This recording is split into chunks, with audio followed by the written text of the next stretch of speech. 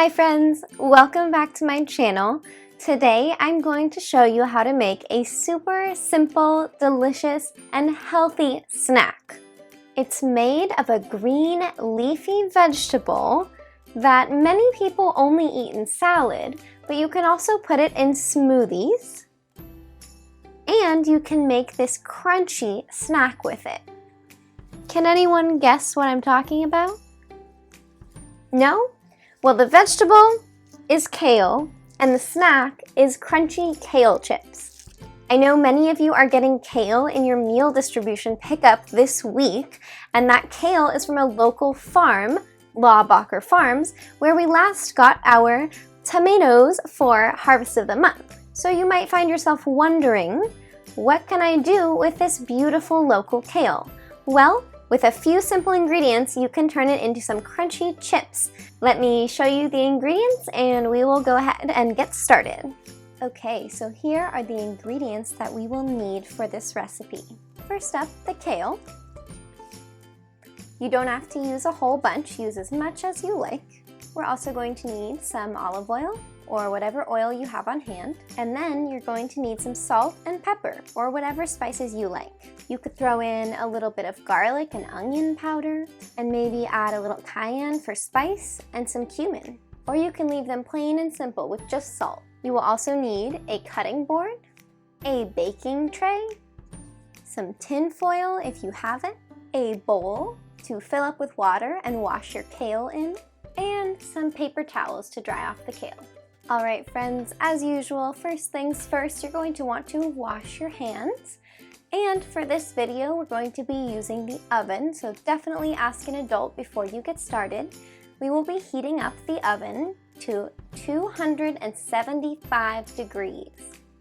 So do that right now, that's the first step. Once you have permission from an adult, your oven is heated up, and you have clean hands, we can get started.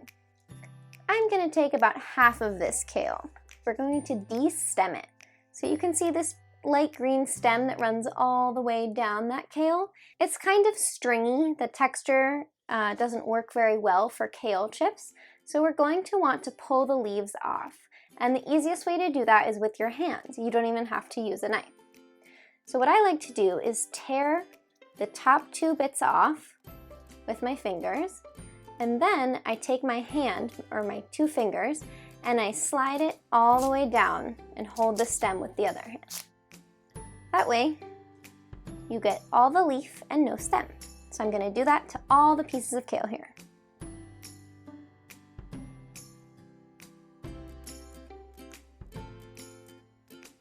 All right, so now we have these really big pieces of leaf, and that's not gonna work so well for chips. But we also haven't washed our kale yet. So remember that bowl you got out earlier? Well, now is a good time to go fill it up with cool water. And what we're gonna do is we're gonna take these big leaves of kale and tear them into small pieces and then dump them right into this water to rinse them off.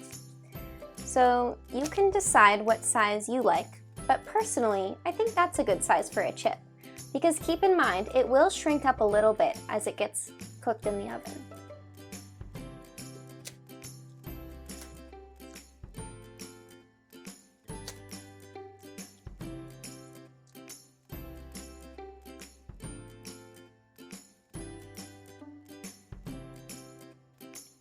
Once you have all the pieces of kale in that bowl of water, you're gonna wanna go ahead and make sure they're all getting soaked in there, getting nice and clean. You can even scrub them around a little bit with your hands. Just give them a good little wash here. Remember, it's from a local farm, so it's okay if they're a little bit dirty. That's why we wash them. And I like to wash greens in a bowl of water because it saves water instead of running water. Okay, now the kale is washed and clean, but the problem is we have wet kale. And wet kale is not going to get crispy in the oven. What happens when there's water and there's heat in the oven, it creates steam. And steam is gonna keep things nice and moist. And we want all the moisture to be sucked out of our chips.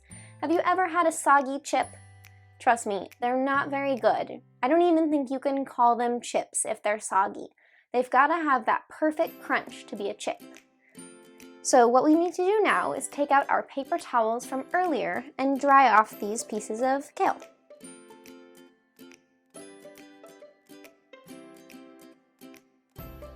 Once your kale pieces are nice and dry, you can transfer them to a baking sheet. And if you have tin foil, you can absolutely line your tray with tin foil. It makes cleanup a little bit easier. But I don't have any right now. And it's important that when we lay these down on the tray, you want to make sure they're close but not touching or overlapping. Remember what I said about steam and too much moisture? Well, if the chips are on top of each other, they're going to retain moisture and not dry out and give us that crunch we like. So make sure to give them a little bit of space. And it's helpful to do a couple of batches. You might not be able to cook them all at once, or if you have 2 trays, you can do 2 different trays of chips. All right, so I still have a bunch of kale to use, but I'm gonna set it aside for my next batch because my tray is already full.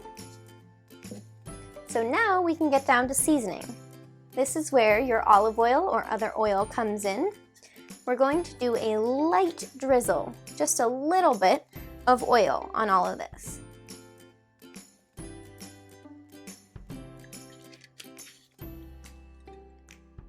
That looks perfect, but you can see not every chip got oil. That's okay. What we're gonna do is we're gonna go ahead and mix them all together with our hands so that it's all coated in the olive oil. Now we're going to want to spread them out again, and we're going to choose our seasonings.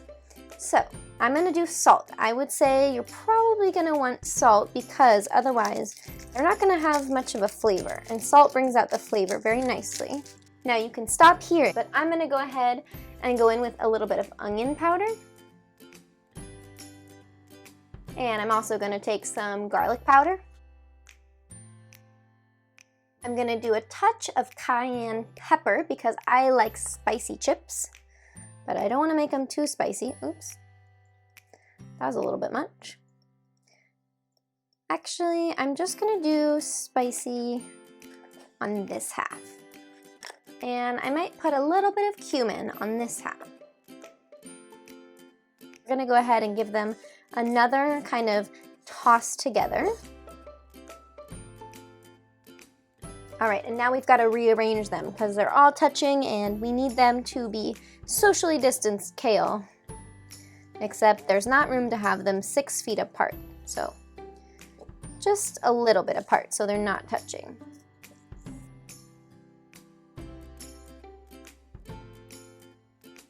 Okay, wonderful. These look great, so I'm gonna go pop mine in the oven and we're going to do it for just 15 minutes.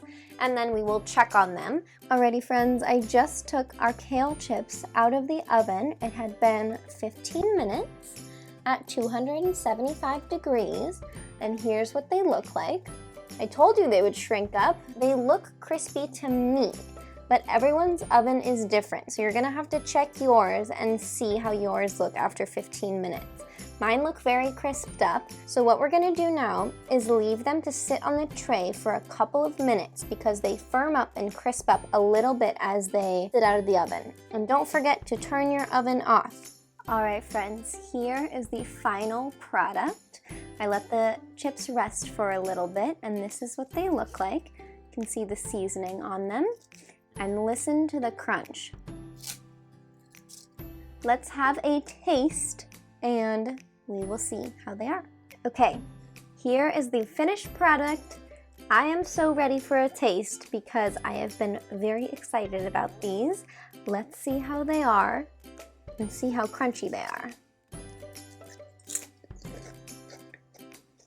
Can you hear that?